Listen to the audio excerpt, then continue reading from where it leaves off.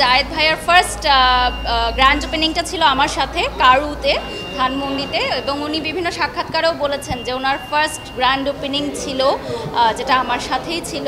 তো তারপর থেকে ভাইয়া শুরু করেছে, এবং আমি ভাইয়াকে বলেছিলাম যে আপনার অনেক জনপ্রিয়তা মাশাআল্লাহ, সো আপনি অবশ্যই ব্র্যান্ড প্রমোশনের কাজ করবেন, কারণ আমরা যে সেক্টরে আছি আমরা চাই বিগ বিগ তারকারা আমাদের সাথে থাকুক, তাহলে আমাদের ব্র্যান্ড প্রমোশন সেক্টরটা আরও অনেক দূর এগিয়ে যাবে। ডেফিনেটলি আমি সবসময় বলি যে আমাদের কাজের ক্ষেত্রটা অনেক বেড়েছে, নতুন নতুন পেশা যুক্ত হয়েছে। যেমন আমি আজকে পাচ্ছি best brand promoter in Bangladesh. Brand প্রমোশনের সেক্টরটা কিন্তু এখন অনেক ফ্লারিশড হয়েছে, অনেক মেয়েরা কাজ করতে আসছে আমাদেরকে দেখে, অনেকে এই সেক্টরে কাজ করতে আগ্রহী হচ্ছে। তো এই সেক্টরটাকে সম্মানিত করার জন্য আমি বিশেষভাবে ধন্যবাদ জানাই একে অ্যাওয়ার্ডকে।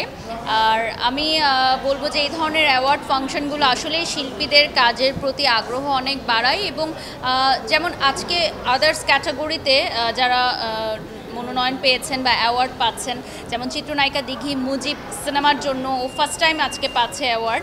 আর আমি বলবো যে এই যে অনুপ্রেরণা, মুজিব সিনেমায় অভিনয় করেছে সেটার একটা স্বীকৃতি সে আজকে পাচ্ছে, এটা যেমন ওর জন্য অনেক আনন্দের, ঠিক তেমনি আমি অনেক ব্র্যান্ডের সাথে কাজ করি, সে জায়গা থেকে ওনারা আমাকে যে স্বীকৃতিটা দিচ্ছেন বেস্ট ব্র্যান্ড প্রমোটার, আমার মনে হয় এটা অডিয়েন্সদের ভালোবাসাই তাদেরকে নির্ধারণ করে দেয় যে আসলে কে হবে। কারণ অনেক ব্র্যান্ড প্রমোটারই তো আছে বাংলাদেশে কাজ করছে, সবাই যার যার জায়গা থেকে ভালো কাজ করছে, বেস্ট তখনই উঠে আসে যখন মানুষের ভালোবাসাটা আসলে সাথে থাকে।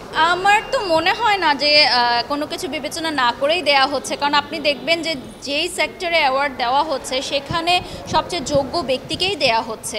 এখন আপনাদের অ্যাওয়ার্ডের ছড়াছড়ি যদি বলেন, আমি সেই সকল জায়গায় যাই যেখানে আমাকে হয়তো সম্মানিত করা হয় বা মনোনয়ন দেওয়া হয়।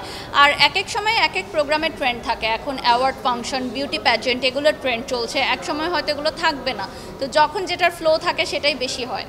এখন ব্যস্ততা চলছে, যেহেতু উইন্টার এসেছে, উইন্টার কালেকশন নিয়ে আমাদের বেশ কিছু ব্র্যান্ড প্রমোশনের কাজ হচ্ছে। আর আপনারা জানেন যে আমি সামনে আগামী বইমেলায় একটি বই প্রকাশনা করতে যাচ্ছি, তো সেটাও আমার ব্র্যান্ড প্রমোশনের জীবন নিয়েই, এই স্বল্প জীবনে আমি কী কী শিখেছি যা আমি অন্যদের মাঝে ছড়িয়ে দিতে চাই, তো সেই লেখালেখি নিয়ে একটু ব্যস্ততম সময় যাচ্ছে। আমরা শিল্পীরা এন্টারটেইন করি, কিন্তু মানুষের এটাও একটা কিন্তু সেবামূলক জায়গা আমি বলি, কারণ এন্টারটেইনটা জীবনে অনেক জরুরি। আমরা এত ব্যস্ত থাকি, যান্ত্রিক এই জীবনে এন্টারটেইনমেন্ট করা মানুষকে, এটা কিন্তু খুব ইম্পর্টেন্ট। তো সেই জায়গা থেকে তো আমরা সবসময় মানুষদের জন্যই কাজ করছি, অডিয়েন্সদের জন্যই কাজ করছি, তো তারা যখন আবার মনোনয়ন পাচ্ছে, দেশের জন্য কাজ করছে, সেই মানুষের জন্যই তো কাজ করবে। আমার মনে হয় শিল্পীরা যদি মনোনয়ন পায় এবং নির্বাচিত হয়, তারা মানুষের জন্য অনেক ভালো কিছু করতে পারবে, কারণ শিল্পীদের মনটা অনেক বড় থাকে। আপনি দেখেছেন আমাদের বাংলাদেশের মোস্ট সিনিয়র আর্টিস্ট যারা আছেন তারা কিন্তু মনোনয়ন পেয়েছেন বা পাচ্ছেন বা কাজ করছেন। তো আমি মনে করি সবার একটি কাজের জায়গা থাকে, তো তাদের যেহেতু এখন তারা অনেক সিনিয়র হয়ে গেছে, তো তারা তো অবশ্যই নির্বাচিত কাজগুলোই করেন, সব ধরনের কাজ তারা করেন না, তো তাদের বাকি সময়টা তারা হয়তো দেশের মানুষের সেবায় নিয়োজিত করতে চান, তো এটা অবশ্যই ভালো, পজিটিভ থিং।